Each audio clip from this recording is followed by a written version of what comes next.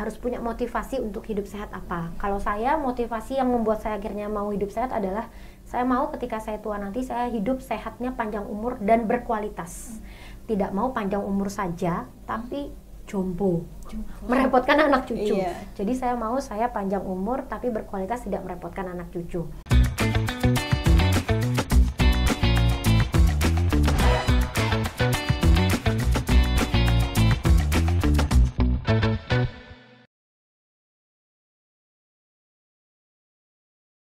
Halo Tribuners, kembali lagi bersama saya Septiana Cahyani Eka Saputri dalam podcast Cakap Sana dan Cakap Sini. Dan pada episode kali ini kita akan membahas tentang apa sih perbedaan vertigo dan migrain. Tentunya vertigo dan migrain ini sudah sering terjadi di kalangan masyarakat Indonesia Tribuners, dan juga di studio Jatim Network Malang ini telah hadir narasumber bernama Dr. Krashana Siregar. Selamat pagi dokter. Selamat pagi Mbak Septi. Iya, mungkin bisa disapa dulu Tribuners yang ada di rumah dokter. Halo, selamat pagi Tribuners yang lagi di rumah. Semoga semuanya dalam keadaan sehat-sehat ya. Ya, baik. Terima kasih dokter Hana, panggilan akrabnya dokter Hana. ya. Telah hadir di studio Tribun Jatim ini yang akan memberikan informasi tentang vertigo dan migrain. Nah, dok, ini gimana ya dok ya? Perbedaan migrain dan vertigo itu apa sih dok? Oke, Ya. saya akan mencoba sharing dengan bahasa yang paling sederhana. Nanti Iya. kalau ada yang bingung Mbak Septi bisa langsung tanyakan aja Iya, ya. iya siap dokter. Jadi sebenarnya vertigo dan migrain ini adalah dua hal yang berbeda Mbak. Dua hal yang berbeda berarti. Cuma seringnya kita tumpang tindih. Apa vertigo? Dipikir masyarakat itu vertigo dan migrain adalah sesuatu yang sama, padahal sebenarnya berbeda. Vertigo sendiri itu adalah kelainan keseimbangan. Ketika kita membayangkan kelainan keseimbangan, artinya kita sering ibarat kapal itu oleng. Nah, bahasa Jawanya berarti kayak ngeliyeng atau pusing atau dizziness. Nah, jadi kalau vertigo itu gejalanya adalah kita merasa pusing, kelainan keseimbangan, susah berdiri tegak, terus rasanya mau jatuh, goyang. Itu kelainan keseimbangan, itu vertigo. Sedangkan migrain itu adalah salah satu dari beberapa jenis nyeri kepala. Mungkin saya bisa jelaskan sedikit. Nyeri kepala sendiri itu jenisnya macam-macam Mbak Septi. Ada nyeri kepala karena tekanan atau bahasa medisnya tension type headache. Jadi itu nyeri kepala yang rasanya semua kepala kita tuh terasa berat, tertekan, kayak ada berat, sakit gitu Migrain semuanya. Itu tension type headache, nyeri yang pertama. Jenis nyeri kepala yang pertama, tension type headache atau nyeri kepala karena tekanan gitu. Yang kedua, cluster. Cluster itu nyeri kepalanya sebelah mirip dengan migrain. Migrain itu nyeri kepalanya sebelah juga. Cuma kalau jenis cluster dia dominannya itu sampai ke belakang mata rasanya, dan kadang bisa disertai dengan air matanya keluar sebelah. Nah, itu tipe kedua dari nyeri kepala, yaitu cluster. Sedangkan tipe ketiga yang akan kita bahas hari ini adalah migrain atau nyeri kepala sebelah. Ya, artinya boleh sebelah kiri atau sebelah kanan, tapi seluruhnya sebelahnya. Kalau yang cluster tadi itu sebelah juga, tapi lebih dominan di belakang mata rasanya sampai kayak panas dan berair. Nah, jadi beda ya. Kalau vertigo itu sensasi terasa pusing, berputar, goyang, gangguan keseimbangan. Sedangkan migrain itu nyeri kepala sebelah. Simpelnya seperti itu. Nyeri kepala sebelah itu berarti migrain. Migrain. Kalau misalkan kepala itu muter, itu berarti vertigo. Sederhananya ya, berarti seperti jangan itu. terbalik ya, Iya. Tribuners. Biasanya orang itu kan terbalik gitu. Dokter, kalau migrain kadang tuh yang berputar, terus vertigo tuh yang nyeri sebelah. Iya, gitu. Ternyata benar, selama benar. ini salah ya dok ya. Iya, yang benar kayak Iya. gitu tadi. Dok, terus dok, ini gimana ya dok ya? Apakah nantinya migrain itu akan menyebabkan vertigo? Oke. Karena tadi per definisi per gejala juga beda, jadi sebenarnya migrain dan vertigo ini adalah dua hal yang seharusnya tidak berhubungan secara langsung. Apa artinya tidak berhubungan secara langsung? Artinya bukan berarti vertigo dan migrain ini akan menyebabkan salah satunya terus mencetuskan ke salah satunya, tidak. Tapi jadi sebenarnya vertigo dan migrain ini Mbak Septi adalah gejala, bukan diagnosis penyakit. Oh, gejala. Gejala. Sama sederhananya saya contohkan, misalnya kita demam berdarah. Diagnosisnya demam berdarah. Gejalanya demam, panas, nyeri sendi. Nah, vertigo dan migrain ini adalah gejala. Penyebabnya apa? Diagnosisnya apa? Kita nggak tahu, kita harus cari tahu. Cari tahu. Ada lagi diagnosisnya. Jadi vertigo dan migrain ini adalah gejalanya. Gejala dari sakit apa? Nah, itu yang kita belum tahu. Sehingga kalau pertanyaannya apakah vertigo bisa mencetuskan migrain atau migrain bisa mencetuskan vertigo, secara langsung tidak. Analoginya adalah misalnya pasien dengan sakitnya demam berdarah, ada gejalanya panas badannya dan nyeri sendi. Apakah panas ini bisa menyebabkan nyeri sendi? Atau apakah nyeri sendi bisa menyebabkan panas? Tidak kan, secara langsung tidak. Karena penyebab dari gejala yang ada ini adalah demam berdarahnya. Sama dengan vertigo dan migrain. Apakah vertigo bisa mencetuskan migrain ataukah migrain bisa mencetuskan vertigo? Secara langsung tidak, karena mekanisme penyebab patofisiologi itu apa ya? Jalur penyakitnya itu, perjalanan penyakitnya itu berbeda. Yang harus kita ketahui adalah kira-kira kenapa orang ini migrain? Kenapa orang ini vertigo? Contoh, misal ya, ternyata diagnosisnya penyebabnya adalah tumor. Misalnya, tumor. Ada tumor di kepala, sehingga tumornya ini mencetuskan gejala berupa migrain dan vertigo. Bisa jadi seperti itu. Atau ternyata orang ini sinusitis. Sinusitis terus gejalanya jadinya ke migrain, ke nyeri kepala sebelah. Apakah orang ini pasti berputar vertigo? Belum tentu. Belum tentu. Nah, itu makanya saya bilang keduanya belum tentu berkaitan secara langsung. Tapi itu proses penyembuhannya apa membutuhkan operasi, Dok? Nah, menarik nih ya, Mbak Septia. Kadang ada orang yang takut, saya nggak berani diperiksa migrain, katanya nanti dioperasi gitu ya. Kayak artis ternama itu ya. Oke, jadi balik lagi. Karena migrain dan vertigo ini merupakan gejala, bukan suatu diagnosis, bukan suatu penyebab. Jadi kita harus cari tahu dulu penyebabnya apa. Penyebabnya dulu ya, Dok ya. Penyebabnya apa? Kalau penyebab migrainnya ini karena tadi tumor misalnya, berarti ya tumornya diobati. Apakah tumor harus dioperasi? Belum tentu. Belum tentu. Ada tumor yang bisa dioperasi, ada tumor yang tidak selalu harus dioperasi, misalnya di sinar, di kemoterapi, macam-macam. Terus kalau vertigonya ternyata karena pusingnya berputar, ternyata gangguan di telinga, apakah harus dioperasi? Tidak kan, berarti telinganya yang kita perbaiki, telinganya yang kita obati, misalnya dengan minum obat-obatan yang berkaitan dengan penyakit telinganya apa. Kalau penyebabnya itu tertangani, maka vertigonya akan tertangani. Jadi adalah suatu pendapat yang keliru jika migrain harus dioperasi. Tidak, tergantung penyebabnya, diagnosisnya apa dulu gitu. Tapi nih ya, Dok ya, pengalaman saya pribadi ya.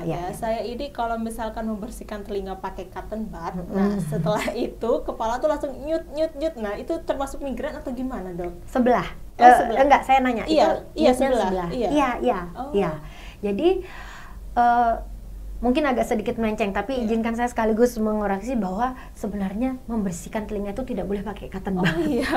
Iya, Dokter. Karena yang ada cotton budnya itu karena kan kita nggak lihat ya isi di dalam telinga, tapi ketika pakai cotton bud itu sebenarnya malah mendorong kotorannya masuk ke dalam.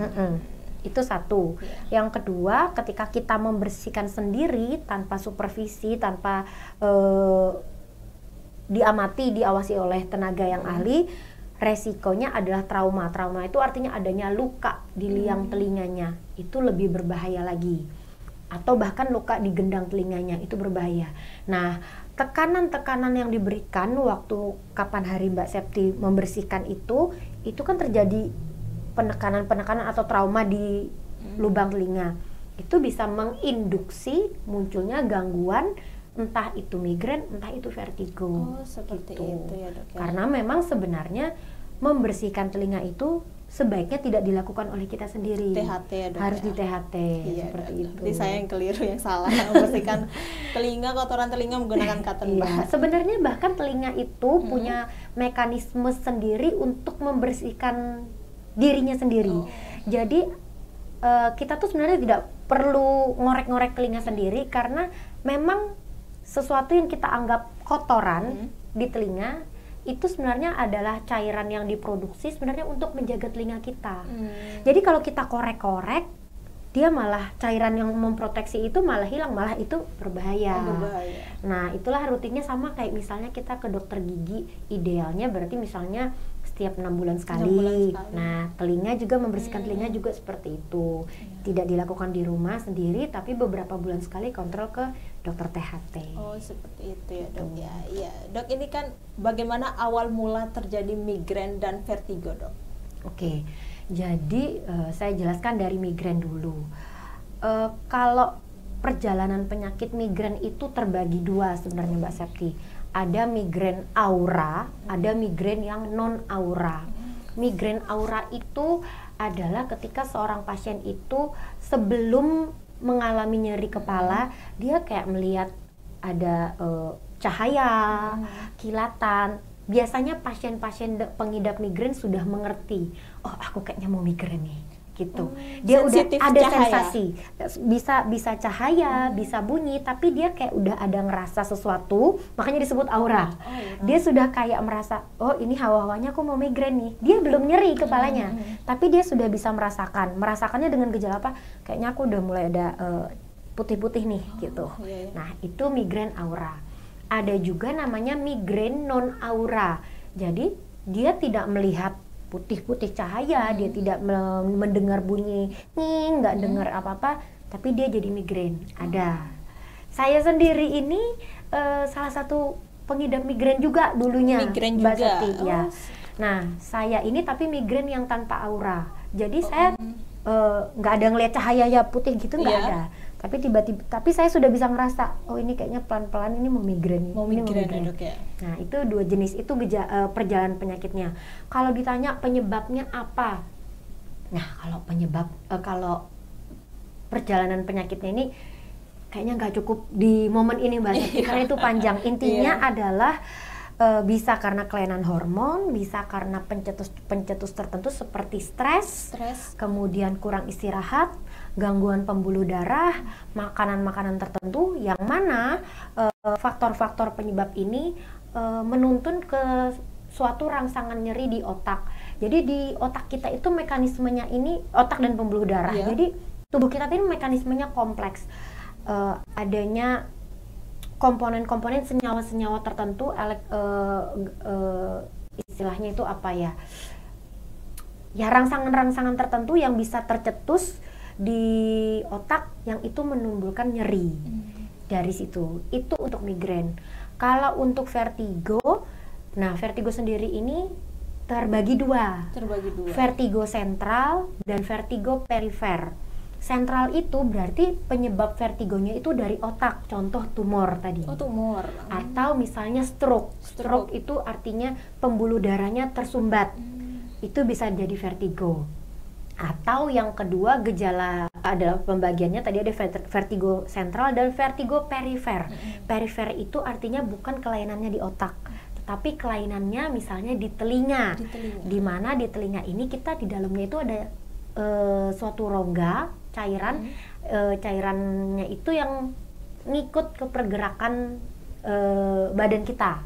Ketika kita ke kiri, ke kanan, ada cairan itu yang mengatur. Ketika terjadi gangguan di telinga, itu bisa menyebabkan vertigo. Jadi vertigo tadi ada sentral, ada perifer. Kalau sentral itu dari otak, kelainan di otak. Kalau perifer biasanya misalnya dari telinga gitu.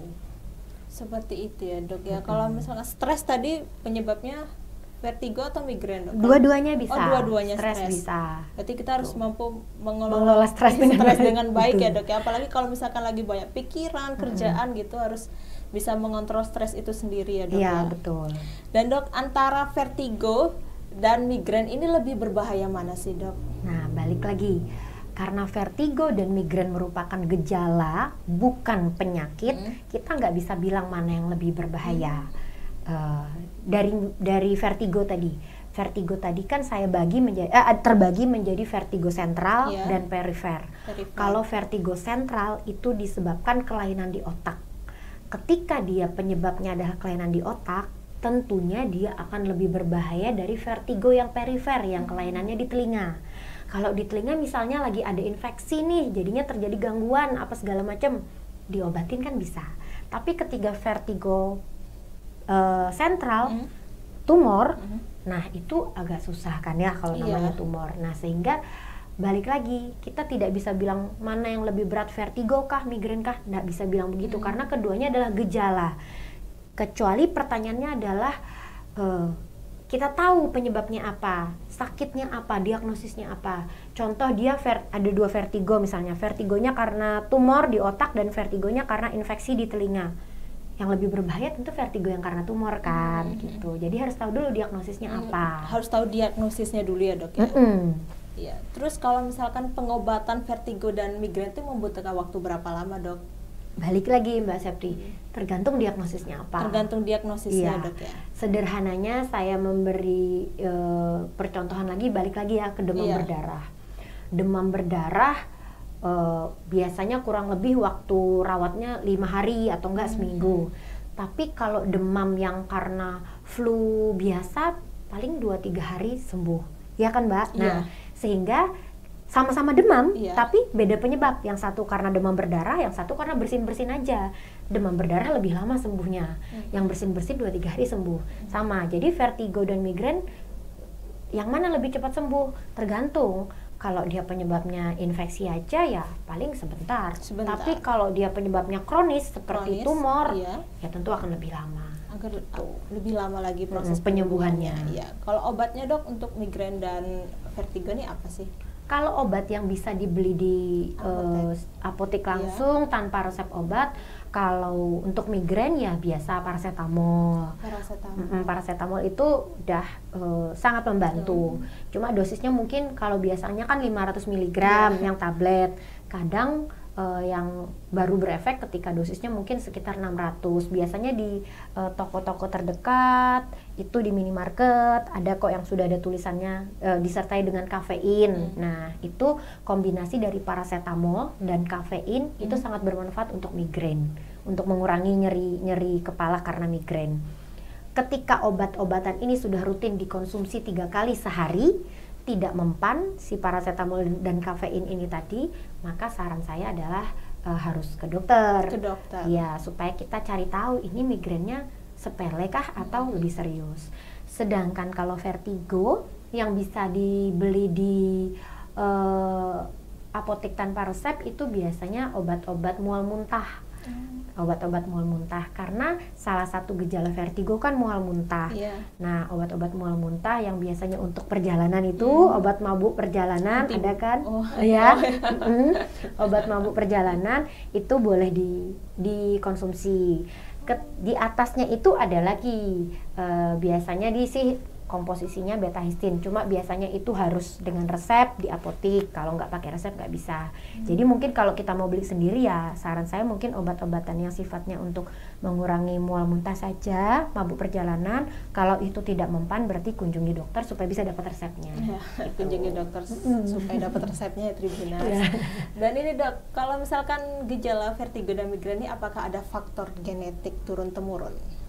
Kalau gejalanya sendiri seharusnya tidak. Karena balik lagi mereka ada sekumpulan gejala dan kita harus tahu diagnosisnya apa. Kalau misalnya dia migrain misalnya, migrainnya ini dia ini disebabkan karena sinusitis atau radang di rongga sinus, rongga kepala. Ada infeksi, itu kan tidak faktor turunan. Ya karena lagi dia kena infeksi aja makanya gejalanya migrain. Tapi ada juga yang karena tumor. Nah, tumor itu kan bisa salah satunya faktor turunan. Jadi balik lagi kita harus untuk tahu apakah dia ini turunan atau tidak, harus tahu diagnosis penyebab dari migrain dan vertigo ini apa dulu gitu. Seperti itu ya dokter ya. Nah dok, kalau misalkan olahraga yang cocok bagi penderita gejala migrain dan vertigo ini apa, Dok? Oke, pertanyaannya bagus banget nih Mbak Septi. Mungkin sekaligus saya sharing boleh ya Mbak Septi? Silakan dokter. Jadi di tahun 2021 itu Tribuners saya itu kena COVID, yang mana gejala dominan saya saat itu adalah vertigo dan migrain. Vertigo dan migrain. Dua-duanya. Sampai saya konsul ke dokter saraf memang waktu itu. Nah waktu itu biasanya saya tuh memang dari dulu tuh mengidap migrain Mbak Septi. Oh dari dulu berarti sudah lama. Sejak udah bertahun-tahun lalu. 3 hari sekali migrain, 2 hari sekali migrain gitu. Dan saya sering banget migrain. Tapi saya itu dulu tidak suka berolahraga. Walaupun saya dokter, saya tidak tahu menjaga hidup sehat ya. Jadi saya tidak pernah olahraga karena saya nggak pintar, tidak berminat dan tidak berbakat. Singkat cerita, waktu COVID saya konsul ke dokter saraf. Obat-obatan yang biasanya saya beli di minimarket itu harusnya dengan paracetamol mempan. Ini tidak mempan. Akhirnya saya diberikan dosis yang tinggi, diberikan golongan-golongan lebih tinggi, tetap tidak mempan, sampai akhirnya saya diberikan golongan obat narkotika. Obat narkotika. Baru mempan. Maksudnya narkotika ini bukan yang ini ya, yang diizinkan gitu. Nah, akhirnya baru itu mempan. Ternyata efek sampingnya dari obat tersebut adalah peningkatan nafsu makan. Akhirnya waktu badan saya besar, gemuk, dan nafas saya ngos-ngosan. Akhirnya waktu itu saya memutuskan, aduh kayaknya nggak bisa nih, aku harus mencoba olahraga nih. Niatnya waktu itu adalah menurunkan berat badan saja, Tribuners.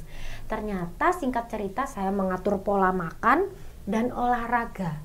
Lah ternyata tanpa saya duga, selain saya turun berat badan, nafas saya lebih sehat, ternyata efek positif yang saya dapatkan dari berolahraga dan mengatur pola makan adalah migrain dan vertigo yang harusnya kayak 3 hari sekali kumat, 2 hari sekali kumat, 1 bulan paling kumatnya cuma 2 kali aja.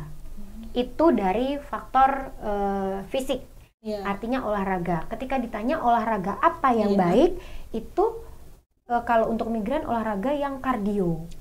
Jadi itu seperti apa, Dok? Lari. Renang, senam, zumba, mungkin ibu-ibu suka. Terus apa lagi ya? Sepeda, goes. Nah, lagi hype banget ya goes ini sekarang. Itu olahraga yang sifatnya menjaga, memicu otot jantung. Sehingga ketika otot jantungnya sehat, otomatis pembuluh darahnya juga terjaga berkualitas, sehingga gangguan di otaknya, gangguan di kepalanya untuk migrain khususnya ya, itu akan sangat bisa diminimalisir. Itu untuk olahraga. Untuk waktunya, Dok, memerlukan waktu berapa lama, Dok, olahraganya? Oke, idealnya untuk semua olahraga. Jadi olahraga itu sebenarnya terbagi tiga jenis setahu saya. Mungkin saya salah, mohon dikoreksi, mungkin ada pemirsa yang lebih tahu. Olahraga itu ada yang sifatnya kardio, ada yang sifatnya weight training, weight exercise atau angkat beban. Yang ketiga adalah flexibility seperti yoga, pilates, seperti itu.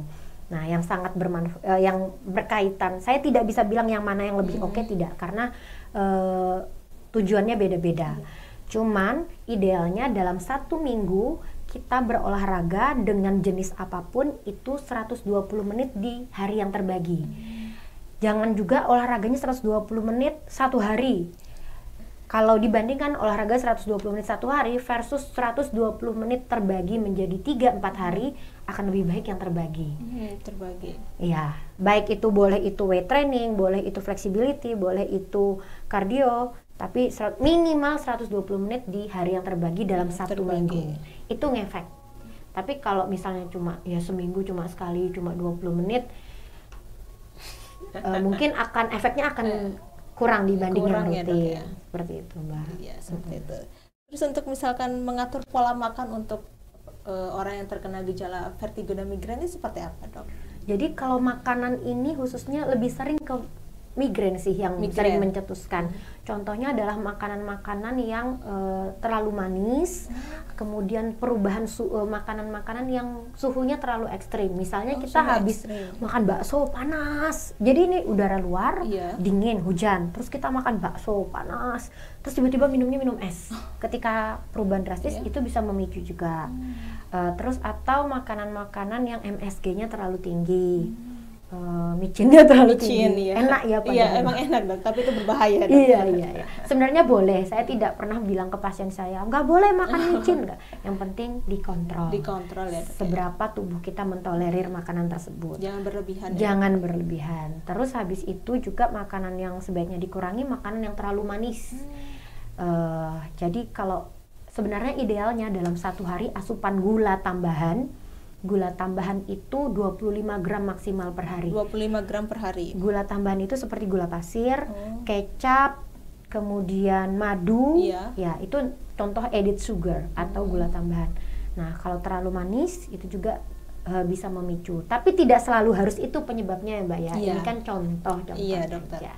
Nah gimana jadinya supaya kita lebih sehat? Selain diimbangi dengan olahraga tadi, maka pola makan yang baik harus diatur. Sekarang ini sudah tidak lagi kita ngambilnya 4 sehat 5 sempurna, itu sudah ditinggalkan Mbak. Sudah ditinggalkan. Itu dulu. Yang sekarang adalah gizi seimbang. Jadi di dalam piring itu di mana proporsi protein harus sama dengan proporsi karbohidrat. Kalau dulu kan nasinya banyak, ikannya sedikit biar kenyang. Nah, itu sudah ditinggalkan. Tapi misalnya nasinya 3 sendok, misalnya nasinya 100 gram, minimal dagingnya, ayamnya misalnya 100 gram. Jadi harus sama. Karena protein itu sangat bagus untuk sebagai zat pembentuk sel-sel. Nah, ketika ada sel yang rusak, misalnya contoh dia ada luka gitu, ada tumor, ada gangguan di otaknya, ada luka gitu misalnya atau apa. Ketika proteinnya tercukupi, regenerasi selnya bagus, otomatis kan akan lebih sehat.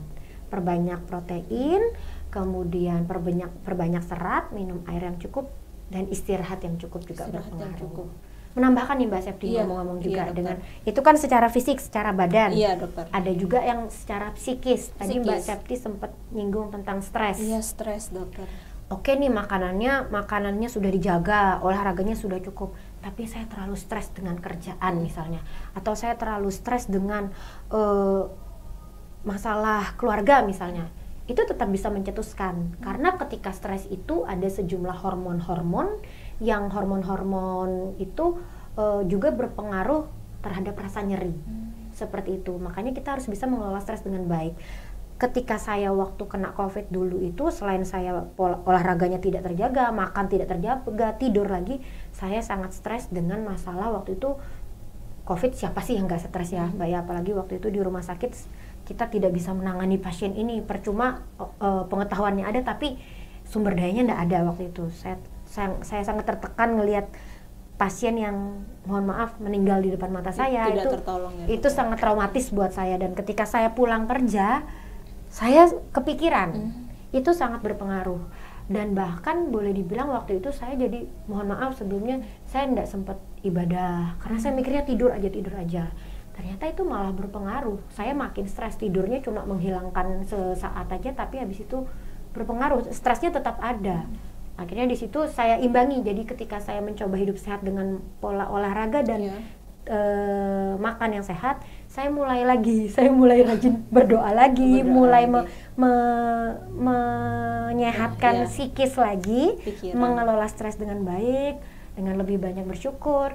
Berpikir positif ya. Berpikir positif dan tidak menyalahkan diri sendiri. Waktu itu jujur saya menyalahkan diri sendiri. Aduh, aku nggak bisa tolong pasien ini. Dua hal itu, baik faktor psikis dan fisik, ketika dua-duanya di-combine dengan baik, hasilnya sangat signifikan. Ini bicara migrain dan vertigo ya. Karena pas banget ini topik hari ini pas di saya banget.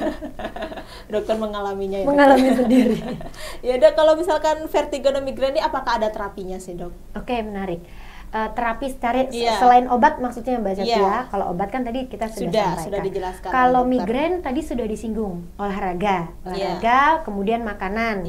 Olahraganya kardio, makanannya kurangi yang MSG, kemudian kurangin yang manis-manis gitu-gitu ya. Nah, kalau vertigo ini yang bisa kita lakukan ada namanya manuver. Manuver itu apa ya? Manuver itu tindakan di rumah itu namanya Dix-Helpite. Sederhananya mungkin nanti bisa ditampilkan ya gambarnya ya Mbak. Jadi itu kita bisa pasiennya atau misalnya keluarga kita itu tidur berebah di ujung tempat tidur. Misalnya ini tempat tidurnya, saya boleh pinjam pulpennya Mbak? Oh iya, Pulpen ini saya contohkan. Misalnya ini kepala ya, ini kepala, kemudian ini tempat tidurnya. Nah, kepalanya itu di ujung tempat tidur gini, Mbak Septi. Setelah itu nanti, jadi kepalanya nggak ikut tidur, tapi di tepinya aja. Yang tidur di tempat tidur cuma dari bahu ke kaki. Setelah itu penolong atau asisten atau keluarga yang di rumah megang kepalanya. Jadi dipegangnya begini di kepalanya. Nanti kepalanya kita miringkan ke kiri, kita miring ke tengah lagi, ke kanan. Ya di menggok apa sih ini istilahnya, di menggok-menggokkan. Nah, dimiring-miringkan. Itu melatih supaya itu akan sangat bermanfaat untuk vertigo yang tipe perifer. Itu melatih supaya organ keseimbangan kita bisa jauh lebih beradaptasi dengan lingkungan. Yang kedua, pasiennya misalnya tidur di tempat tidur, duduk di tempat tidur seperti ini, di sisi tempat tidur kakinya menggantung seperti ini, persis saya seperti ini. Kemudian nih gini, miring ke kiri. Jadi misalnya ini duduk, terus begini ke kiri, terus ke tengah, terus ke kanan. Ya, jadi berebah tapi rebahnya cuma separuh dengan kaki tetap tergantung. Gini. Tuh, dua hal itu bisa dilakukan di rumah dan sangat membantu untuk vertigo yang tipe perifer. Itu yang vertigo ya Dok ya. Kalau misalkan migrain Dok, apa ada terapisnya? Kalau yang migrain yang khusus yang seperti tadi enggak ada sih, cuma lebih bermanfaatnya yaitu tadi olahraga yang kardio. Olahraga ke jenis kardio sama mengatur pola makan. Itu ngaruh banget kalau migrain. Oke, baik dokter, ini sudah habis pertanyaannya Dok. Dan mungkin ada pesan ya dokter untuk Tribuners yang ada di rumah dalam menjaga kesehatan ini seperti apa Dok? Oke, kalau pesannya intinya ketika kita mau hidup sehat, yang satu tentunya harus ada komitmen dan niat ya Mbak Septi. Kalau kita ngomong seperti ini tapi tidak ada niat dan komitmen untuk hidup sehat, susah. Mungkin yang salah satu yang bisa saya sampaikan adalah harus punya motivasi untuk hidup sehat apa. Kalau saya, motivasi yang membuat saya akhirnya mau hidup sehat adalah saya mau ketika saya tua nanti saya hidup sehatnya panjang umur dan berkualitas. Tidak mau panjang umur saja, tapi jompo. Merepotkan anak cucu. Jadi saya panjang umur tapi berkualitas, tidak merepotkan anak cucu. Nah, ketika ada niat, komitmen, maka semua hal yang tadi saya sampaikan itu akan bisa dilakukan, yaitu menjaga hidup sehat dengan olahraga rutin, makan makanan yang bergizi, gizi seimbang tadi, dan kemudian itu secara fisik, dan dari secara psikisnya tadi jangan lupa untuk terus mengelola stres dengan baik, beribadah, berkumpul dengan orang-orang yang kita sayangi, berpikir positif, bersyukur, seperti itu. Baik dokter, terima kasih ya dokter atas waktunya, sudah memberikan pengetahuan terhadap perbedaan migrain dan vertigo ini kepada Tribuners yang ada di rumah dokter. Sekali lagi terima kasih ya dokter. Terima kasih ya. Baik Tribuners, sampai di sini dulu perjumpaan saya kali ini. Saya Septiana Cahyani dan saya Hana. Pamit undur diri dan sampai jumpa, ketemu lagi dalam podcast Cakap Sana Cakap Sini episode berikutnya. Dadah. Bye.